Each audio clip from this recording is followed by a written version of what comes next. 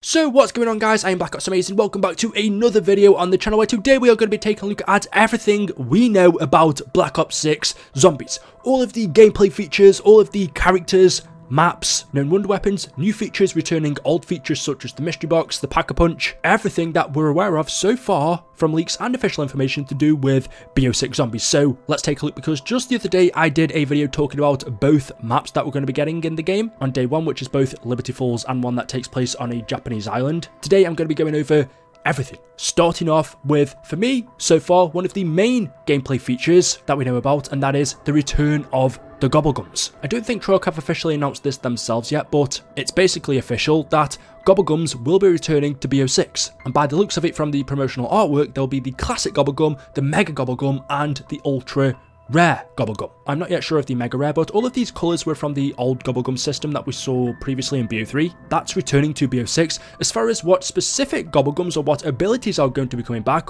we don't know. Perkaholic surely has to be a given. I would suspect a lot of the old ones will be coming back, but also you would think Treyarch would add a bunch of new Gobblegums into the game as well. Just on a personal level, I've never really used Gobblegums. Whenever I go back to play BO3, I just either forget about them or know they're there but don't use them. I never really have. I don't know why. I'm not against them. I know some people say they are pay to win, but really there's no winning in zombies. It's not PvP, you're not playing against other players. Yes, there is a leaderboard where people like to compete against one another, who can get to the highest round, get the most kills, etc. And Gobblegums definitely do make the game easier, especially with something like Perkaholic, where you can just get all perks from the get-go. But it isn't pay to win, because Zombies is either a co-op experience or a single player experience. It's not like MP or Warzone where there is a winner. So from the reception I've seen from the majority of people, they are happy with this. It's definitely better than the elixirs that we had in Black Ops 2, and we haven't really seen a system like it since then in Cold War or Vanguard or Modern Warfare 3. They are, although you can earn Gobblegums in the game, at the end of the day, they are microtransactions, so it makes sense from a monetary point of view for Treyarch and Activision to bring them back, because it did and will make them a lot of money. But I don't think it hurts the gameplay, because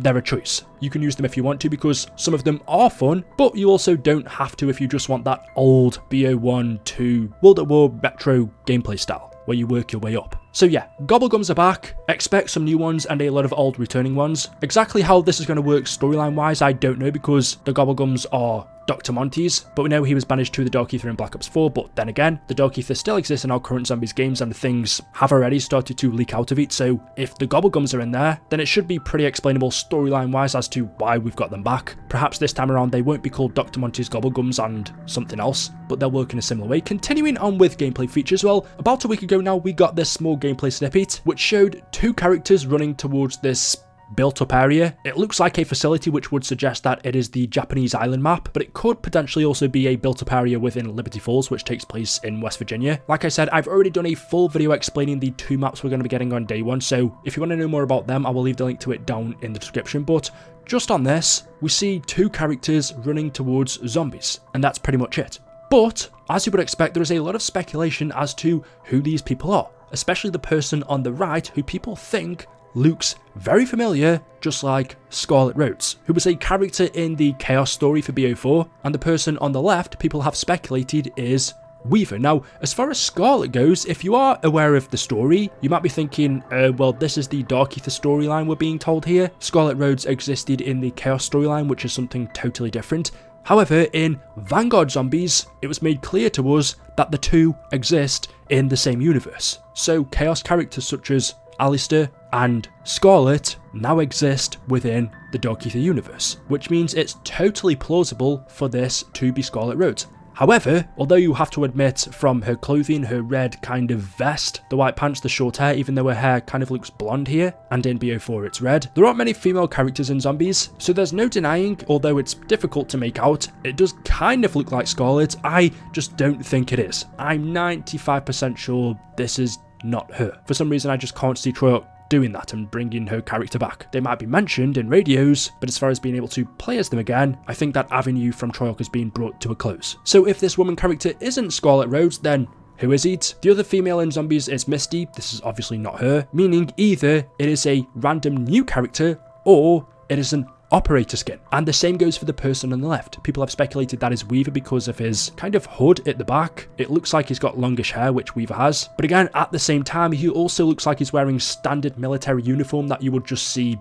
basic operators wearing. And we know from the past few Zombies games, Modern Warfare 3, Vanguard and Cold War, main characters have been replaced with operators. They seem to be the main thing now. And because they bring in so much money with people buying skins, wanting to play as them in Zombies, I can't see Treyarch and Activision getting rid of that system. So I think operators are definitely here to stay, meaning more than likely these two people here are new operator characters or some new skins of old existing ones. But maybe there's the chance we have something similar to World War II Zombies, where we have a main set of characters. In that game we had David Tennant as one of them, but you also get the option to play as operators as well. I think for us, the players, that's the perfect system. We 100% need set casts back in Zombies. It's just whether Activision and Treyarch will do that. It's whether they think that will lose their money. Either way, if one of these characters isn't Scarlet, well, we know that Weaver is going to be returning. Since this is a sequel to Cold War, it takes place about 5 years after that game. We saw Requiem, Weaver, Strauss, Carver and Gray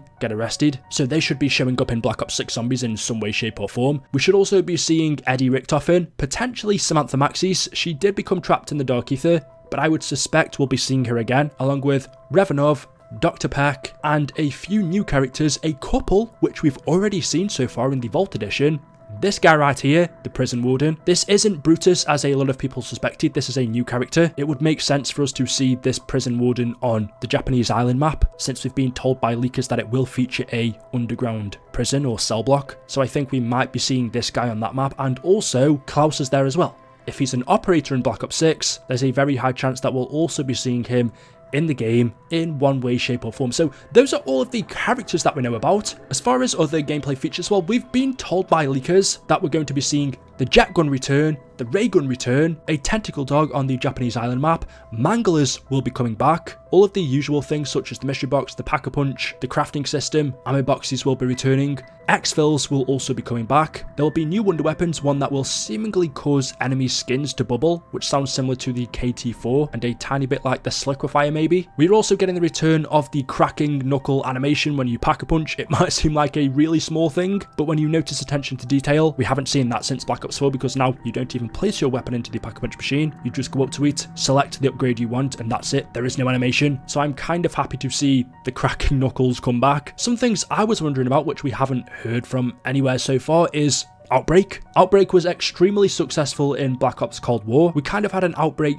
/ round-based mixed mode in Vanguard, and Modern Warfare 3 is something a bit different. But in Black Ops 6 Zombies, we know round-based zombies is going to be returning, but what about Outbreak? Surely we're going to be getting some version of that mode. Will we get something more similar to Modern Warfare 3 Zombies in terms of just one big open world warzone map with zombies on it that you complete objectives on, or will it be more similar to Outbreak 1 in Cold War, where it's multiple maps and you teleport to one another once you've completed one main mission in each area? I would personally like to kind of see a mixture of both. I want to see a more improved version of Outbreak, but at the same time I also don't want it if it's going to take away from round-based maps, because for me, round-based is still the main focus of COD Zombies. Or at least it should be. But to please both fans, we should get both modes. And another problem that arose in Cold War was because we had custom loadouts, some classic features such as the mystery box and wall weapons were almost made redundant. Now, we haven't been told that custom loadouts are going to return in BO6, although you would think they would. They seem to be a staple in Zombies now, but that will mean that the mystery box and wall weapons aren't really useful anymore. Unless you want the wonder weapon, there's no need for you to roll the mystery box, because you start off with the weapon you want and you just go on to upgrade that. And as for wall weapons, well, why would you ever get a wall weapon? Because it's never going to be as good as the weapon you load in with. So those two features for me, if we have custom loadouts in Black Ops 6 again, are pretty much useless now. I think Treyarch have got to find a way to make them more effective or useful if loadouts are going to come back. I don't want to see loadouts go. I kind of like being able to start with the weapon of your choice. It does make the game easier, but they definitely need to fix that issue. And the final thing I want to say is I just want to see Black Ops 6 have its own personality again. A lot of Call of Duty games recently, whether it be Treyarch's, Infinity Ward's or Sledgehammer's, all feel the same.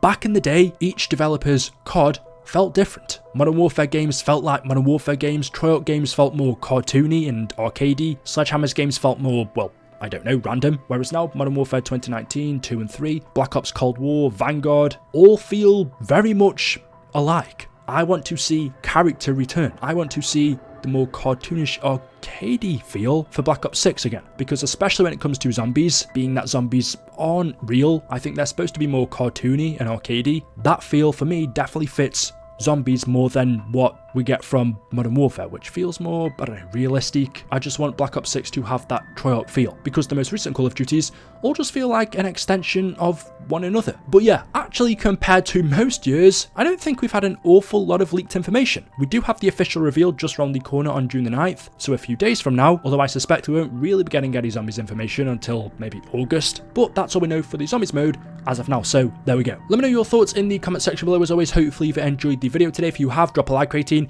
Make sure you are subscribed to stay up to date with the latest videos on the channel. Thank you all for watching, and I'll see you in the next video. Until then, please